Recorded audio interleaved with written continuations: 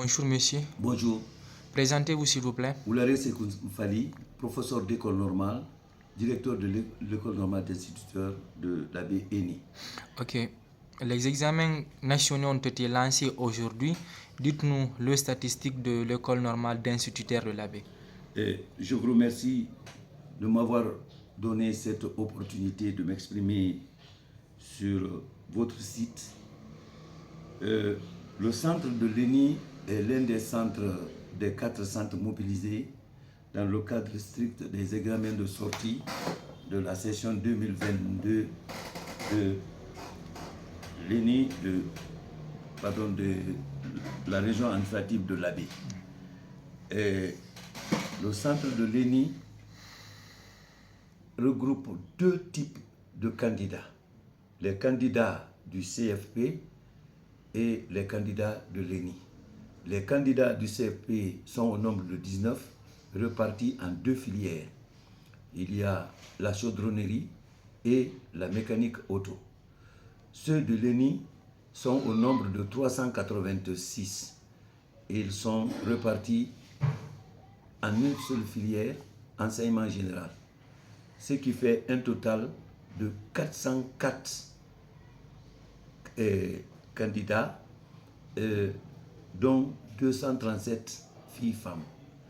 Le centre comprend également 12 salles de classe, dont 11 pour l'ENI et une salle pour le CFP, qui regroupe 25 surveillants avec le ratio d'encadrement tel que défini dans les règlements généraux des examens.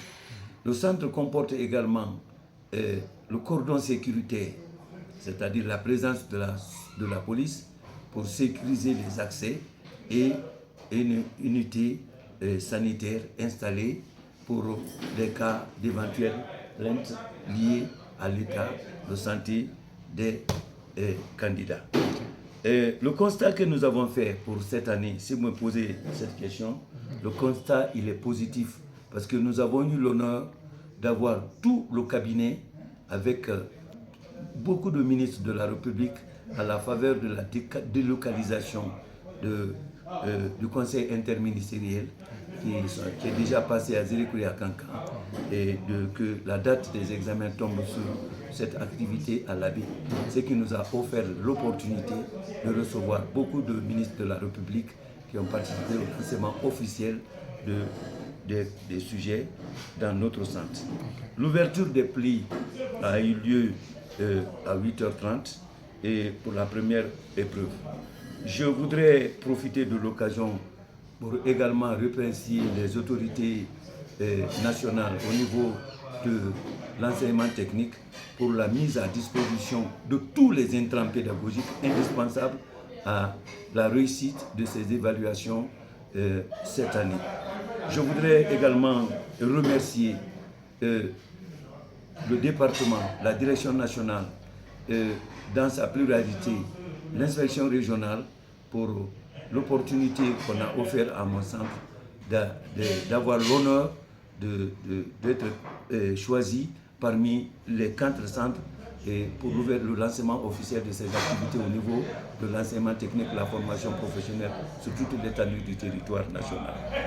Je saisis l'occasion également pour lancer un appel certain à l'ensemble des candidats de ne pas avoir peur. Une évaluation certificative finale est comme une évaluation à mi-parcours. C'est compter sur ses propres efforts, travailler dans l'esprit de réussir. Et c'est ce qui peut, n'est-ce pas, apporter du bien. Pour le moment, les candidats sont sereins, il n'y a pas de problème majeur de manière à entacher la qualité de ces examens. Les sujets, je termine en disant, sont également à la portée des candidats puisqu'ils l'ont affirmé qu'ils avaient vu déjà. Il s'agit des sujets professionnels. Vraiment, tout se passe très bien. Merci beaucoup, M. Oulare. C'est moi qui vous remercie.